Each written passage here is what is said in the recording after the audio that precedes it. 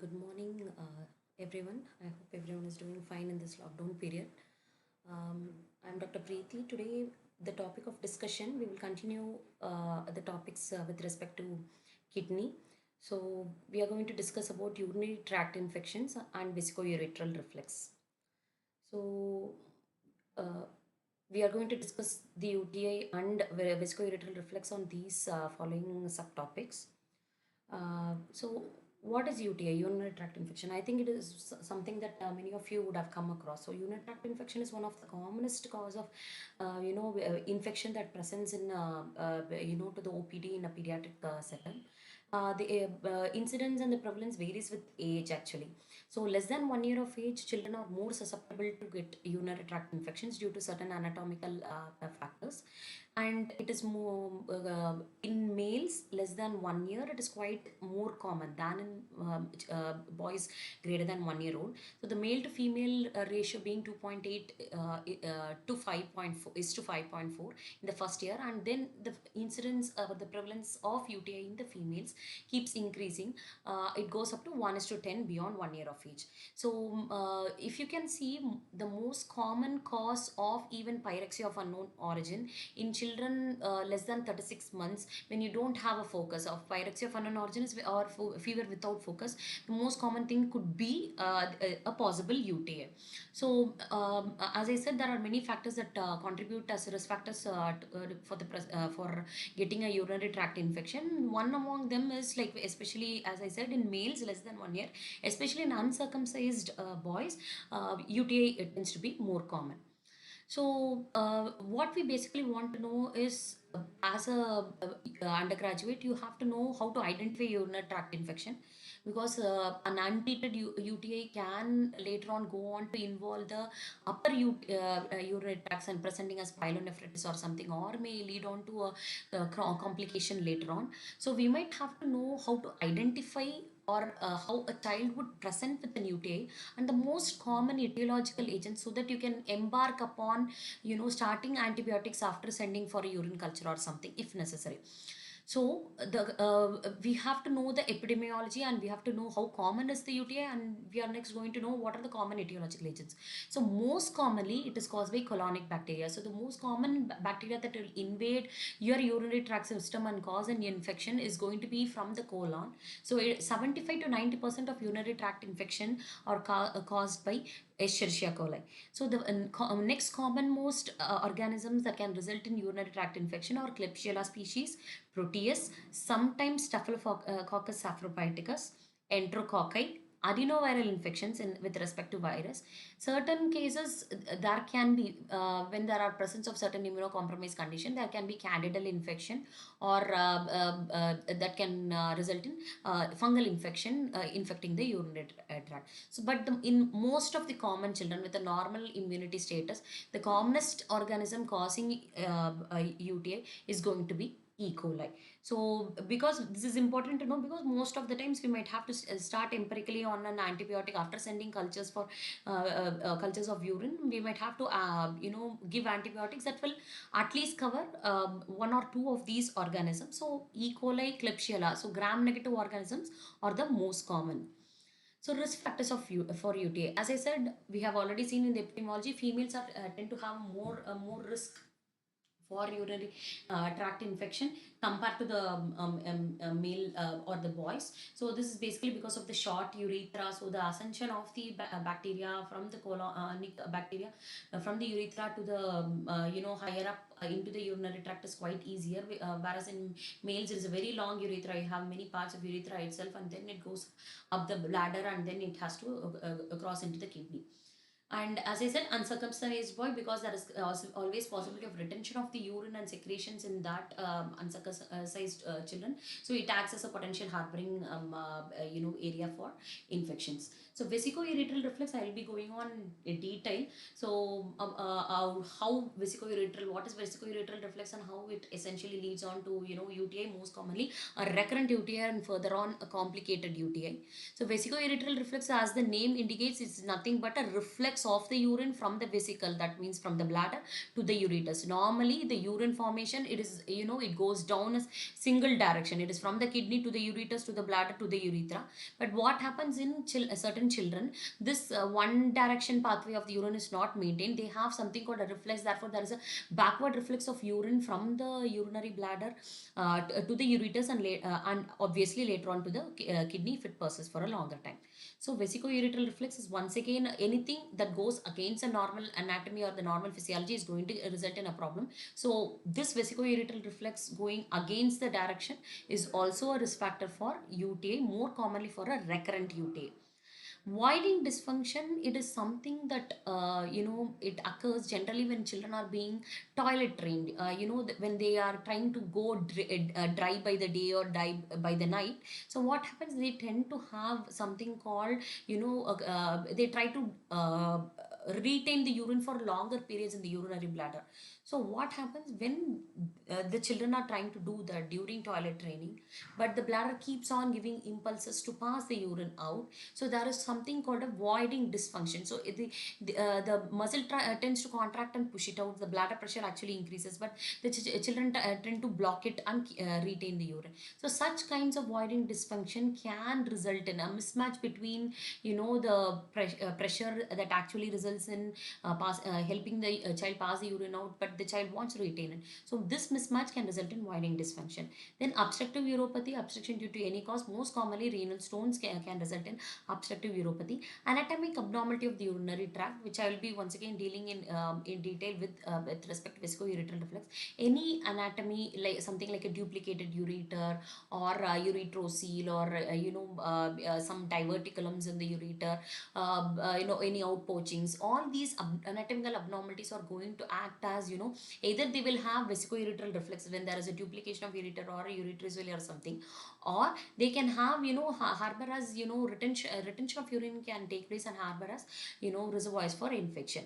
And neuropathic bladder is something that occurs, for example, commonly in meningomyelocele, etc., wherein the child has, abnormal, impulses to drive out the urine via the urethra. So the bladder contraction, the bladder and the urethral dyssynergia will be there. So whenever the bladder contracts and tries to push out the urine, obviously the urethral sphincter should relax and help the urine to pass out. When there is dyssynergia, that is, there is no synergism between these two actions, what happens is called which can occur in certain types of neuropathic bladder. Then there is going to be problem with the with abnormal retention of urine and resulting in UTI. So any instrumentation, obviously we are introducing something from outside, obviously it can harbor infection. Constipation, bowel bladder dysfunction can also be a commonest risk factor for UTI. So why do we need to know the risk factors? Is, yes, children in general less than 1 year of old, 1 year of age are prone to get UTIs, but later on in the age group, when the children are having certain risk factors like this, and they are present with certain common clinical presentations, your tendency to suspect a UTI goes higher. So as we say, we always have some natural protective features to prevent a UTI. Everywhere we have some defense mechanisms anywhere in your body to prevent infections. So what are all the protective factors we have? So normally when kidney, glomerular functions properly and urine is being formed, there is an unobstructed urine transport and it is unidirectional. As I was saying, it should be down the line. The urine should pass one way only. So it is a unidirectional urine flow.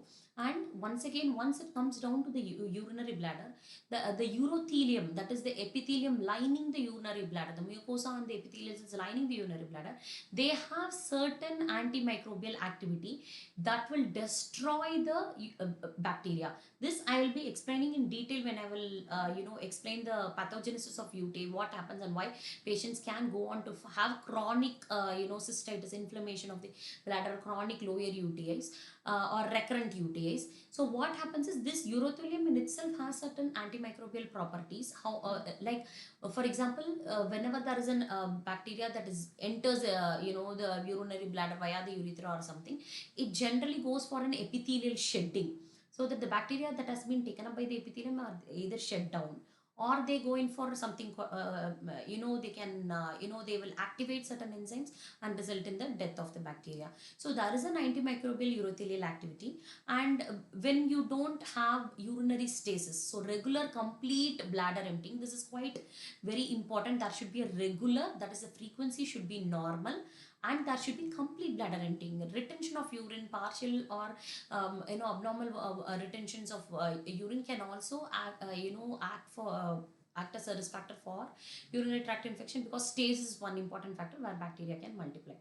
So normal perineal resistance. So perineal resistance is something what your muscular resistance for your perineum and the urethral sphincters. So if there is an abnormally high resistance, it is going to close. As I was saying about the dyssynergia between the bladder pressures and the urethral sphincters, obviously there is going to be retentions of urine, incomplete or abnormal voiding. Or sometimes certain patients might have certain congenital adhesions, labial adhesion in females, wherein there will be labial adhesions everywhere. So obviously the perineal resistance is going to be increased, because against that adhesion the child has to pass the urine. So this will result in reflexes also. So these are all the reflexive factors. That is, there is an unobstructed urinary transport which goes in down in one direction, and there is going to be a antimicrobial activity at the level of the bladder. And there are, if there is complete and regular emptying of the urinary bladder with a normal sphincter and perineal muscular function, these are all the protective factors that our body has already come up with, and it has to prevent a UTI. But then what happens if these don't function? Something like an unobstructed uniflow, as I was saying, urolithiasis, there is going to be obstruction due to some calculi that prevents the unobstructed urine transport. Or there is going to be a vesicoureteral reflex that is going to go against the direction of normal direction of the urine, or obstruction at any level, and the defense mechanism in the bladder is goes down. Or there is an imbalance in voiding, such as neurogenic bladder, or there is going to be some bowel bladder dysfunction, or there is some divertical. As I was saying about the anatomical abnormalities of the urinary tract, there is some divertical or there is some duplication, anything that is present. Or as I was talking about some anatomical problems in the perineum, like labial adhesion or phimosis in case of children. Phimosis, obviously it is also similar to some labial adhesion, like there is going to be adhesion of the peripheral tract to the peripheral tract, and therefore urinary stream is not normal. So all these things can be potentiating factors that will add on to the risk for a child going to get a UTI. So classification of UTI, the most common thing what we generally do is we classify it based on the site of infection. So what we do is we classify it as an upper urinary tract infection or lower urinary tract infection. Most common upper urinary tract infection. Lower is like bladder and the urethra are going to be lower urinary tract infection. So any cystitis or urethritis per se is going to be classified as lower urinary tract infection. Anything above like urethritis or pyelonephritis or an abscess or etc., whatever involving the kidney, infection involving the kidney and the ureters are going to be classified as upper urinary tract infection. I'll be dealing about all these things in detail later on, so you need not worry about it. So site of infection is one type of classification. So we need to know this because the antibiotics, the presentation, clinical presentation per se, the duration of the antibiotics, the risk for the child to go in for a recurrent UTI or a complication later on, all depends upon whether it is going to be upper UTI or a lower UTI. Generally a child, even if the child has recurrent cystitis, that is infection or inflammation of the bladder, generally they don't go in for complications such as scarring of the kidney, later on going in for hypertension, etc. Such complications are not there. But a child who goes on to get an upper urinary tract infection, like as in pyelonephritis or renal abscess or acute lobar nephronia or all those things will have a damage to the parenchyma of the kidney per se, and can result in later on scarring and later complications. So this site of infection we have to be sure, because we have to know what the child is getting into. So classification is based on the site of infection, based on complication, as I was saying, abscess and other things. Those are all complication. Etiological agents. So what they generally, your American guidelines, or they try to classify UTI based on certain clinical features and also etiological agents. For example, as I was talking about in the etiology, Escherichia coli. E. coli is the most common infecting agent that causes UTI. So etiological agents apart from E. coli, something like candidal infections, or a salmonella, or strep B infections, or other all these infections are classified as atypical. They are going to present atypically, and yes, that is why we need to know, because the tendency for such infections, the duration of antibiotics, or the tendency to go in for complications are quite different from a typical E. coli UTI and recurrence. So any more than one urinary tract infection more than one time is called a recurrence. So UTI that is occurring more than once, it is called recurrence. So recurrence quite important, because the more recurrent the upper UTI is, the more risk factor for the child to go in for probable complications later on. So this is the type of classification we generally do based on the site of infection, or based on complication or etiological agents or recurrence. So clinical forms of UTI, as I was talking about, pyelonephritis. Pyelonephritis, so pyelonephritis. So obviously it is in the name. There is going to be infection, in the kidney. So there are multiple, pyelonephritis forms that can occur.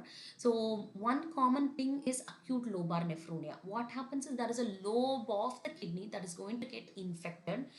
This is, bit different, or bit, just ahead of renal abscess, wherein in renal abscess you will have the liquefaction component with respect to pathology, but acute lobar nephronia is once again the infection of the lobes of the kidney, but just before liquefaction. So acute lobar nephronia is just a step ahead of the child going in for renal abscess. And acute lobar nephronia, the typical common etiological agents like E. coli can be there, but sometimes Staph aureus can be a common etiological agents with respect to renal abscess or acute lobar nephronia. Most commonly, they will respond to IV antibiotics, but sometimes if there is an abscess, the drainage surgical option might be required. Perinephric abscess is something that occurs, perinephric, so it is in the name itself. So what you can see is, in and around the kidney. So it can be because of certain inflammatory or infectious etiologies that is occurring close to the kidney. So because it is a retroperitoneal organ, so close to the kidney, you can imagine muscle layers are close to the kidney. Most commonly, all these psoas muscle and other things. So any abscess involving the psoas muscles, or anything involving the vertebra. So vertebral, any abscess are there. Anything can have an inflammation, and the abscess can, contiguous lead on to perinephric abscess. Xanthogranulomatous pyelonephritis is something that it is a granulomatous infection, most commonly secondary to proteus infection, and it involves the kidney, and it is because of the pathological section, it is called xanthogranulomatous, and it is most common in children with urinary calcium nephrolithiasis. And for this infection, we might have to take out, or we have to do a partial nephrectomy or something for the affected part. So here I have shown pictures here. So this you can see, this is the abscess. So you can see the normal kidney tissue here. It is the CT of the abdomen that is showing the kidneys here. You can see this, and this is the right, and this is the left kidney, and this is the normal kidney tissue, and this is the abscess here. And you can see it is walled off lesion. It is capsulated within the capsule, and it is sort of walled off. And and here you can see that this part, this is the left kidney once again. Here you can see an abscess here inside, and this is the perinephric abscess here, perinephric, so, surrounding it. Okay, so there is a perinephric abscess and a renal abscess in this picture. And so this pyelonephritis is a component of the upper UTI. As I was talking, in lower UTI, it is either urethritis or cystitis. So cystitis most commonly, basically it presents as a afebrile infection. So whereas in pyelonephritis, mostly they will have a fever invariably.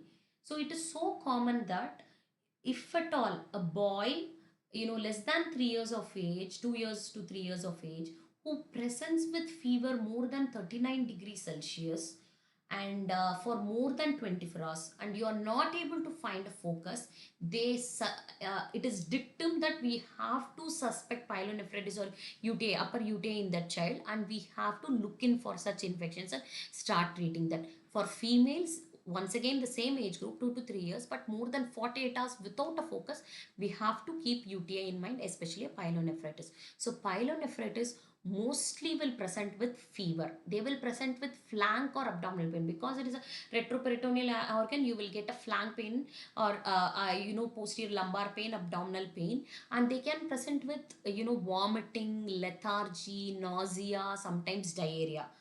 Whereas in cystitis, it is a lower UTI. Most of the times they will present afebrile. They might not have a fever, and 90 to 95% of the times they will not have a fever, and they will present with increased frequency or urgency to pass the urine. There can be burning micturition. All these things are present in cystitis. And in pyelonephritis, one more thing is we have to remember, whenever it presents in neonates, obviously neonates are all not going to get excluded. They can also get UTI. They will present more or less like sepsis. So all these vomiting, letharginess, not feeding properly, and maybe presenting with hypothermia. These are all going to be the presentations in a neonate. So in neonates, you have to have a high degree of suspicion. If the child is going in for a late onset sepsis, you have to remember UTI as one of the commonest differential diagnosis. So yes, you will have to remember UTI even in neonates. But in cystitis, most commonly they, as I said, they will present without fever and burning micturition, frequency, urgency, all those things are going to be there. Child will be otherwise normal. Okay, maybe the mother will complain of not completely voiding the urine, or the stream being abnormal in boys. They are not passing a normal stream of urine. Maybe all these things can be there. One more component that we have to know is hemorrhagic cystitis. Hemorrhagic cystitis, obviously, as the name says, that is going to be blood in urine, wherein equally is the most common cause of hemorrhagic cystitis, even in children. But apart from that, adenovirus types 11 and 21 are also commonest causes. Sometimes post graft rejections or something can also present with hemorrhagic cystitis. So these other drugs are also there that can present with hemorrhagic cystitis, but we will restrict us to the commonest ones. So these are all the commonest clinical forms of UTI. So now we would have get an impression that any child, especially less than 2 to 3 years of age, who comes with a fever with an unidentified focus, in boys more than 24 hours of fever, and in females less than 48 hours, always think about UTI. So the upper UTIs will classically present with fever, with abdominal pain, with nausea, vomiting, and sometimes diarrhea. Whereas cystitis presents a bit milder type without fever, but with other symptoms frequency, urgency, or burning micturition. So these are the clinical aspects that you have to remember to pick up UTI in children. Then we will go on later on to identify how to identify and confirm the UTI. So before going to the clinical aspects, the pathogenesis, I will put it in very simple terms. So obviously there is going to be colonization of the urethra here, and from the colonic bacteria. So when that happens, it's going to ascend up. It reaches the bladder, so epithelial penetration. So from here, the ascension to ureters, then to go to kidneys, and then cause pyelonephritis, and later on a kidney injury also.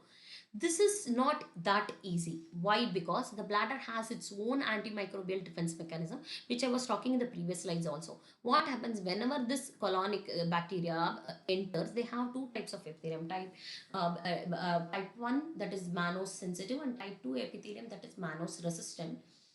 Depending upon their reaction, and they are also called P fimbriae. So because they can agglutinate the P blood group of the P blood group present in the erythrocytes. So this P fimbriae, when present, they are more prone to cause upper UTI injury. So anyway, whenever an E. coli enters the uroepithelium or the bladder epithelium, they are going to be internalized by certain receptors. We need not go in that detail for you. So once they are going to be internalized, obviously they are going to, they start multiplying inside, and either they will, the uroepithelium will result in, it will cause what is called a intracellular bacterial colonies. So these IBCs are formed, and then they go in for an exfoliation or a rupture, and once again they get attached to the other epithelium, which, so when this keeps on happening, naturally ascension will take place, because the colonies are going to increase, or they get exfoliated along with the epithelium and they get destroyed and they are shed into the urine, or they go on to form what is called quiescent reservoirs, that is intracellular quiescent reservoirs. So this quiescent intracellular reservoirs, whatever. So these, what happens, they stay inside the epithelium in a reservoir pattern. So they are not even, sensitive to the antibiotics what we give. So when such things, quiescent reservoirs happen, they are more prone for infections, like recurrent infections. So that is why when these reservoir forms are present, the patient might present with chronic cystitis. So as I said, these are all the mechanisms. So uroepithelium tries to destroy it or tries to at least exfoliate and shed it. So the same thing, acute cystitis, when it happens, attachment is going to happen, then invasion, then it enters intracellularly, it replicates. So what happens? Generally, exfoliation should happen and it should expel the bacteria. But if that doesn't happen, there is going to be formation of intracellular bacterial colonies, and later on they go on to form, sometimes certain bacteria go on to form intracellular reservoirs also. So when this happens, they can go in for what is called a chronic cystitis.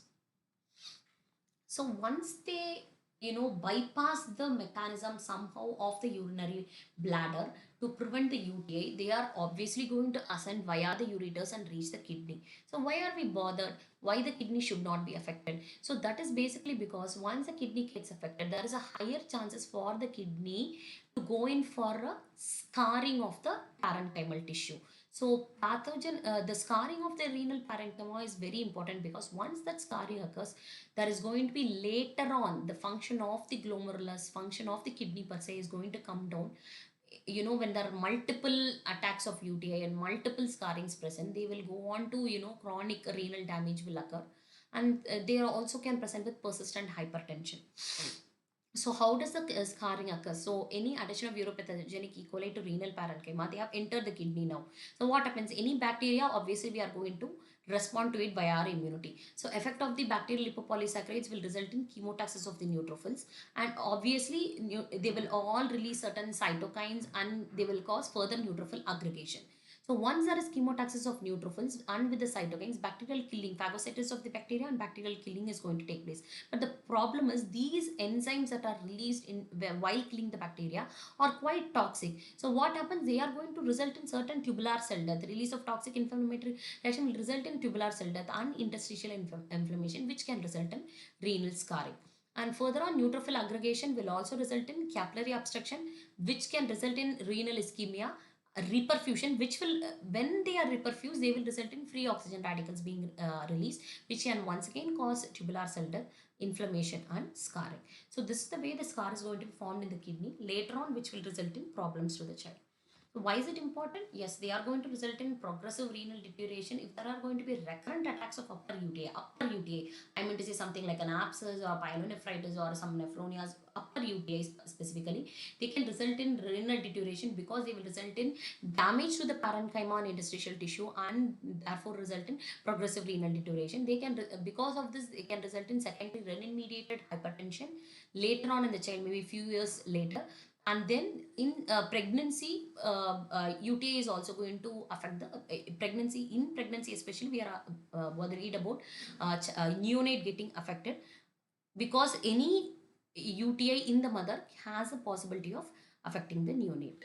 So diagnosis. So obviously everyone would want to know whether there is a UTI, confirm the UTI or not. So obvious investigations will be with regarding to the urine first. So urine, we want to analyze what is present in the urine microscopically and maybe some enzymatically, and then we obviously want to do a urine culture and sensitivity. So what will we want to do with just a urine sample? Yes, we will send for urine culture and sensitivity. It might take some 48 hours at least for the growth of the organisms to occur, and we get it reported from the lab. But before that, are there certain other investigations that can corroborate when clinical features are present in the child? That is, the child comes to you with fever, there is abdominal pain, there is vomiting, and you suspect a UTI, and maybe there are certain other risk factors for the child, something like a VO or viscourethral reflex or something else that is present, and you are sending a plain urine sample, urine for urine testing. What are all the tests you want to do? So there are few tests that I will be enumerating here. Put together, these tests will be help in corroborating with the clinical symptomatology whether we can start antibiotics or not. But before that, how to catch the urine sample? So there are, urine sample that are most commonly done, especially in infants or in children who are not toilet trained. So what we do, we prefer a suprapubic aspiration from straight away from the urinary bladder, or catheterized sample. This is quite better because they won't be able to hold and release urine at a particular time, and it is very difficult for the parents to actually uh, uh, you know catch the urine. So midstream urine sample may be for older children, when you ask them to start passing the urine, and then you catch a midstream urine and send it for urine examination and urine culture. So suprapubic aspiration, catheterization, and generally in non-toilet trained children. So whenever the urine sample is being collected, if it is not going to be processed within half an hour, it is better to refrigerate it at 4 degrees Celsius, so that the organisms are maintained.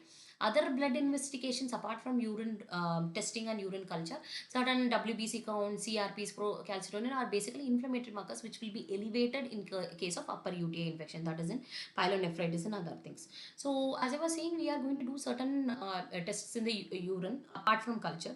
So those are going to be, you are going to observe the urine microscopically for bacteria, for leukocytes, and then certain enzyme mediated tests. So the most common thing being the nitrite conversion. So what happens, certain bacteria, especially these E. coli, they when they are present in the urine, they convert the nitrates to nitrites. Okay, so this conversion per se itself needs 4 hours of contact with the organism. So whenever a child has increased urgency and keeps on passing urine, this test might come negative because there is no adequate contact of the urine with the organism. So nitrite conversion is not happening, nitrates to nitrite conversion is not happening, or certain organisms themselves don't convert this. Something, as I was saying, enterococcus, they don't have this enzyme, they cannot convert this nitrates to nitrite. So in such cases, when you do a dipstick and looking for this nitrate, this pink color change will not be associated. So it is specific but not sensitive. So less duration of stay of urine in the bladder can result in falsely negative tests. Urine, as I was saying, microscopically examining for WBC and bacteria is something. Once again, all these tests have a individual sensitivity and specificity of around maybe 60 to 80% put together. That is leukocyte esterase test, the nitrates, nitrite conversion with the presence of bacteriuria, everything put together. When present with the clinical features of UTI, they have sensitivity and specificity of more than 90%. So mere presence of blood and protein and dysuria is not evidence of UTI. And mere presence of white cells once again is not confirmed to be UTI. There should be other evidences also. So as I said, urine culture, you culture the urine, we have to keep it refrigerated if there is a delay from the collection. And as we were talking about the types of urine sample, generally more than 50,000 organisms to 1 lakh organisms per ml of a single species should be grown, of a fresh sample should be, of a fresh midstream urine sample. So 1 lakh per ml of a single species. That should be not multiple species like E. coli, Klebsiella, everything is there. Then it means it is contaminated sample. You might have to repeat the culture. But if there is only E. coli and it is growing 1000, they will give the quotation like this only. The culture will be reported like 1 lakh per organisms per ml, or 10 to the power 5 organisms per ml. They will report it like this. In a fresh midstream sample is confirmatory of urinary tract infection. For catheterized sample, generally 5 into 10 power 4 organisms, that is 50,000. And for suprapubic aspiration, even a single organism that is present is taken to be UTI. And herein we have to know that there is something called sterile pyuria. That is, the urine culture will come negative, but there can be pus cells in the microscopy. So when can this combination occur? Like this can occur whenever there is few viral infections. So obviously they are not going to grow in culture. Sometimes in renal tuberculosis. Sometimes when there is obstructive uropathy, nephrolithiasis, etc. And maybe sometimes post graft rejection, maybe certain inflammatory conditions surrounding the kidney, like Crohn's disease or Kawasaki disease. All these things, Kawasaki disease especially will present with sterile pyuria. So TB, Kawasaki disease, viral infections, all these things can present with sterile pyuria, wherein the culture will be sterile, but you will get urine pus cells. Okay, so WBCs are present in the urine. So this is called sterile pyuria. So what do we want to manage? Obviously we want to treat it. Why? Because we are going to, prevent the becoming a complicated UTI. And second one, we don't want the process of bacterial killing resulting in a scar. So we want to prevent the further damage of the kidney and alleviate the symptom. So the first things we want to know, the risk factors of children who will actually, as I was saying, who are prone, have risk factors for UTI, and whom we have to suspect, and certain atypical features in whom we suspect that it might potentially lead to further complications. So risk factors include, in abroad they take white race as a risk factor. Any child less than 12 months, greater than 39 degrees fever, especially in girls, and more than 2 days of fever in girls, and more than 1 day fever without focus in boys, and absence of another source of infection. So all these are risk factors wherein you have to suspect UTI. And atypical features, as I was saying previously, atypical features means the child doesn't respond to your antibiotics. You have started an antibiotic that you think will generally treat an E. coli infection in your community and your hospital setting, but the child is fever is not getting down. So failure to respond to that antibiotic even within 48 hours, and there is poor urinary flow, there is a suprapubic mass or an abdominal flank or suprapubic mass. The pathogen that comes from the urine culture you get back, that is a non-E. coli pathogen, as I was saying. And elevated creatinine level, that means your kidney functions are also getting involved. So all these are atypical features wherein you have to be very quick to start the selective antibiotics, go for higher investigations, and in case of abscess, maybe surgically remove that abscess, also drain out that abscess. So you have to look in for these atypical features and keep in mind when to intervene for a child. So management, you give high adequate hydration, antipyretics, antiemetics, and then antibiotics depending upon the culture report that you have got, choice and duration. If not, if you can't wait, the child is an infant, less than 3 months old, high degree of suspicion is there, then you go ahead with the antibiotics that will cover the most common etiological agents like E. coli, Klebsiella, etc. For before we get a report. And as I said, if there is an atypical UTI, that is, you have started antibiotics, the child is not responding, fever is not coming down, or the pathogen reported is non-E. coli, or the child seems to have some other risk factors, or the kidney function is deteriorating, you might want to go in for further investigation. The further investigation is going to be imaging, most commonly ultrasound abdomen, or micturating cystourethrogram, or DMSA, dimercaptosuccinic acid assay. So, when do we do this scan? So it depends upon if it is atypical infection or not, or recurrent UTI. There are certain protocols when to repeat and all. Voiding cystourethropy or micturating cystourethrogram is basically done to look in for anatomical abnormalities of the urinary tract, something like a diverticulum, etc., which I'll be talking in the next topic. I'll be going down the line, and also for observing a intrarenal reflex like in vesicourethral reflex. And this radionuclide scans, DMSA scan, it will be helping us to assess the scarring, renal scarring especially. So as you can see, this is the normal counter in a radionuclide uptake scan. You can see the abnormal loss of contour here. Okay, so this is deficits in uptake and a loss of contour. So when do we go in for an ultrasound? So as you can see, micturating cystourethrogram is not done always. So it is done whenever there is an atypical infection in less than 6 month old, or invariably in till 3 years old. It is only done basically if you find that the ultrasound scan is normal, or there is an atypical infection with respect to the factors I had expressed above, or it is a recurrent UTI. More than one time the child is getting admitted and it is getting diagnosed for UTI. So less than 3 years old, it is basically for atypical or recurrent infection, or the ultrasound shows some abnormality. DMSA scan, yes, DMSA scan is once again done only for when you have atypical or recurrent infections. You don't do it for every child who comes to the UTI. So less than 3 years old, you do only, or in any age group, basically we do when the ultrasound is abnormal, or the child goes in for an atypical or a recurrent UTI. So you have to remember this thing. So ultrasound is the most common thing that we generally do. Whenever there is an atypical UTI or recurrent UTI, we might want to do it during the acute phase of infection, or otherwise we might postpone it and wait and see. If it is we can do it after 6 weeks. But most commonly MCUG and DMSA is done only for atypical infection or recurrent infection. So this is the guidelines given by Indian Society of Pediatric Nephrology. So what they see is first urinary tract infection age less than 1 year. You go and do all the three, that is ultrasound, MCUG, and DMSA. The previous guidelines was given by basically from the NICE guidelines. Um, uh, this is from the Indian Society of Pediatric Nephrology 2011. So what they want to say is lower the age group, there is more possibility for anatomical abnormalities resulting in a UTA. So better to get done ultrasound, even vesicoureteral, to rule out vesicoureteral reflex, you do a MCUG and a DMSA renal scan also. Age 1 to 5 years, ultrasound, and if necessary, DMSA also. But MCUG should be done if either of these is abnormal. And age greater than 5 years, only ultrasound is enough. If ultrasound is normal, don't go ahead with any of the tests, other tests. If it is abnormal, you have to do MCUG and DMC scan. For all the recurrent UTIs, all the three things should be done mandatory according to ISPN.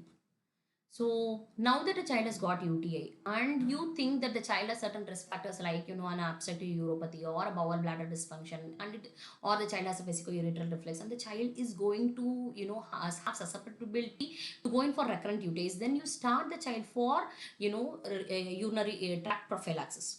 So commonly the prophylaxis for urinary tract infection is going to be cotrimoxazole, nitrofurantoin, and cephalexin. You give 1/3 of the routine doses once a day, and these are all the prophylaxis. So this will bring us to the, in nutshell, to the end of the UTI per se. So you have to know what are all the common clinical presentations, how to identify UTI, and once identified, what are all the investigations to be sent for the child, and when to go ahead with the higher imaging if necessary. And basically, if you know these three things, you will be able to handle a child with UTI. Poor prognosis, obviously, when there is a recurrent UTI, or there is a vesicoureteral reflex, or renal scarring is present soon after the first presentation of UTI. These are all the poor prognostic factors for a child who gets a UTI. So the next topic is something that is relevant to the UTI. We have been talking about vesicoureteral reflexes. So as I was saying, there is going to be only unidirectional flow of urine. Whenever there is an abnormal, flow of urine from the bladder to the ureters, it is called vesicoureteral reflexes. So why it basically not occurs in every child, and what is the problem? Why only few children happen? So you have to go back to the anatomy. You have to remember that whenever ureter enters the bladder, what happens is there is a tunnel like mechanism. So between the mucosa and the detrusor muscle, a part of the length of the ureter goes through this tunnel, submucosal tunnel, and it acts as a sphincter mechanism. So what happens, you can see in this picture A. So this is the length of the entry of from the ureter. It enters the bladder mucosa, it goes down the path till the urethra. So this is what is a normal pathway. Now you can see it gets flattened out, and you can see how it becomes nearly parallel. Okay, so it is displacement of the urethral orifices and shortening of the intramural tunnels. You can see how long here it is and how it becomes naturally shorter. This is the endoscopic view here. This is something like a cut section view, and this is the endoscopic view here. You can see the orifices here. So what happens, because of the shortening of these intramural tunnels and the displacement of the urethral orifices, eventually what happens is it is easier for the urine to reflex back whenever there is a bladder contraction. Because of the high pressures in the bladder, the urine is going to reflex back via this orifice back into the ureters. So this retrograde flow of urine basically most commonly is basically because of certain anatomical issues with the tract, intramural tunnel, that actually should be present. So affects 22% of the children, and it is present in 5 to 15% of cases of antenatal hydronephrosis. Generally, whenever this vesicoureteral reflex is present, these kidneys can present with antenatal, these fetuses will present with antenatal hydronephrosis in utero itself, and increases the incidence of pyelonephritis. As I was saying, these because of this reflex back, so obviously it is easy for the colonies of organisms to ascend easily back into the kidney. So incidence of pyelonephritis, and because of this reflex and consequent pyelonephritis, they can go in for what is called a reflex nephropathy, that is deterioration of kidney function later on in life. Classification of vesicoureteral reflex, basically it is primary in certain individuals wherein these anatomical defects are going to be there. Roughly up to 10% of children will have primary, wherein there is an incompetence of this valvular mechanism. Certain times it is present because of certain malformations of these uretrovesicular junction, which I will be showing you in the next picture. And certain times, because of the intravesicular bladder pressure that is increasing in certain neuropathic bladders or bladder outlet obstruction, the bladder is trying to push urine out, but there is some obstruction to the bladder. So this will result in increased intravesicular pressure and reflexing back of urine, or secondary to certain inflammatory procedures or surgery, that is vesicoureteral reflexes. So we classify either primarily because of certain inherent incompetent valve or an anatomical issue resulting in incompetent valve, or secondary to certain bladder abnormalities or surgeries or infection that results in ureteral reflex occurring. So here you can see primary, wherein the shorter intramural tunnel, they have certain outpoachings or diverticular. So whenever such things are present, obviously reflexes can also be present. Here you have what is called a duplication. Duplication can occur anywhere in the urinary tract. Entire urinary tract. You can have duplicated kidney or duplicated ureters. What happens in duplication of ureters? The kidney will not have one ureter, it will have two, and the ureter that is going to take the urine from the lower pole of the kidney actually enters the bladder at a superior-lateral position from the normal positioned ureter. So this abnormal ureter will have a reflex here, and this is ureterocele. You can see the swelling here, and this is the dilated uterocele. This will also have a reflex, and you have duplication here. So duplication with ureterocele, and you have an ectopic urethra here. The urethra here, the urethral opening is ectopic to the bladder. So what happens, that is going to be, bladder will try to contract and send the urine out. But what happens, because there is it is external to the kidney, it will be subjected to raised intravesical pressures. So there is going to be reflexing back of urine here due to the raised intravesical pressures. That will obviously happen whenever we want to pass urine. So here you can see the ureteral divertogram. This is actually a VCUG, that is voiding cystourethrogram or a micturating cystourethrogram, wherein we have sent a dye. We have catheterized the urethra, and we have sent urethra, and we have sent a dye from the urethra. So it goes on filling the bladder and up above. So whenever there is an up above, because there is a reflex, it is going to show us up till what it is going. So depending upon the severity of the reflex, it is the International Reflex study classifies it into grade 1 to grade 5. So you can see in grade 1 it is hardly just into the ureters. There is no dilatation of the ureters. The papillae are doing good. In grade 2, it goes up into the very minimally dilated ureters, and the papillae are normal. Reflex into a mildly dilated ureter and a blunting of the calyces or the papillae. Then here it is already distended ureter. Grade 4, you have a distended ureter, and there is blunting of the papillae, enlarged, dilated, and blunting of the papillae. And 5, you have, every anatomy is, destroyed. So there is going to be large dilated ureters with dilated renal pelvis, and, destruction of the calyces. So sometimes in certain children, they may have what is called a megacystic megaureter syndrome, wherein the reflex is so high that they have a, ballooned, bladder and a big ballooned ureter. Those are called as megacystis megaureter syndrome. So you can see here a sample of VCUG that is showing grade 4 vesicoureteral reflex. You can see the blunting of the papillae here, a dilated ureter here, and the bladder. So clinically, as I said, whatever the type of vesicoureteral reflex, let it be primary or secondary. Primary, when there is valve incompetence, it is going to be present from the fetus stage. So it is going to present from, antenatal hydronephrosis is going to be present in, when there is bilateral reflex and is present even at the fetus stage.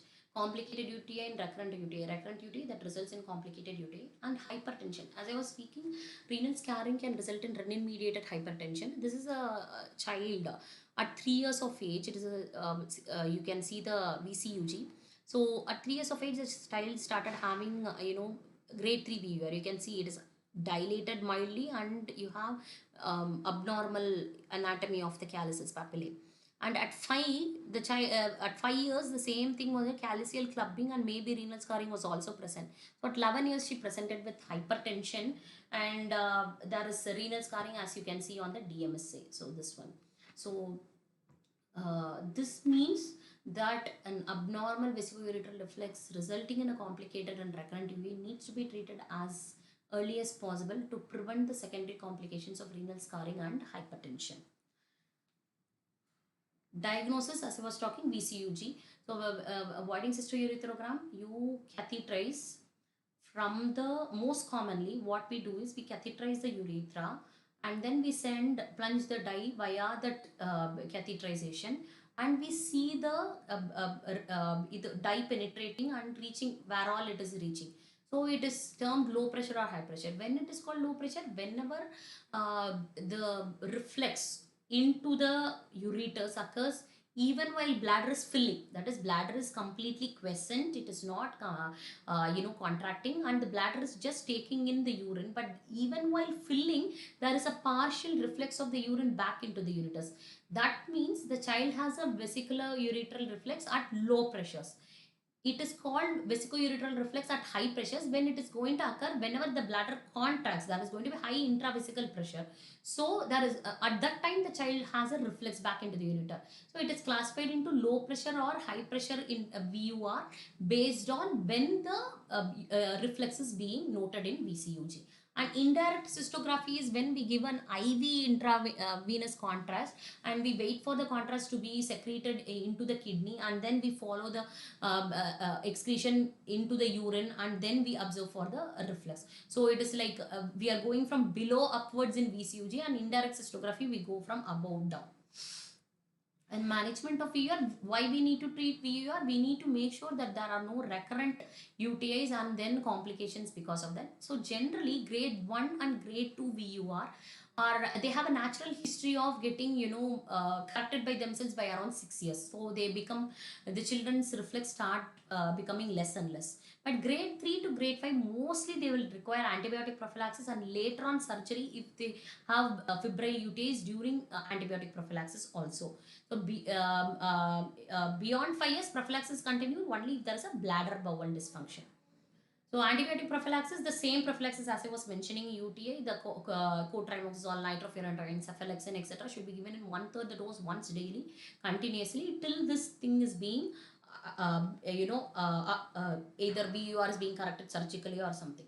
So surgery, we have certain endoscopic ligation techniques, or we, here you can see that through a cystoscope, that is via the bladder, they have narrowed the ureteral orifice here. You can see the ureteral orifice here. They have narrowed it down so that it acts like a sphincter, narrowed ureteral orifice. Okay. So this is done by, they have injected a bulking agent in the submucosa here. So what happens is they enter via the cystoscope and they go into the submucosa, and just below the ureteral opening they put something called a bulking agent which will bulge and narrow the ureteral orifice. This is the endoscopic correction for VUR. So it is a very minimal invasive procedure, and it acts like this. This acts as a flap valve technique. Because this bulging is there, it is going to act like a flap valve technique to prevent the vesicoureteral reflex. One more, this is once again the endoscopic view.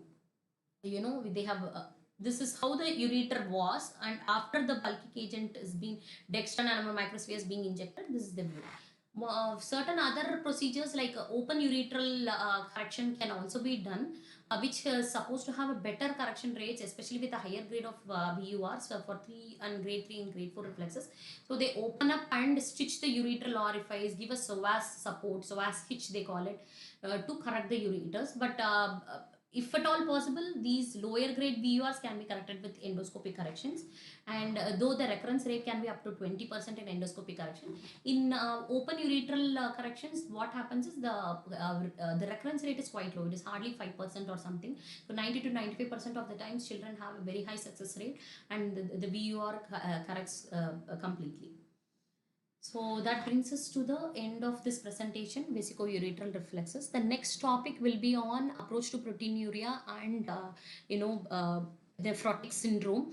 Any questions or things you can raise in the comment section that will be addressed in the next session.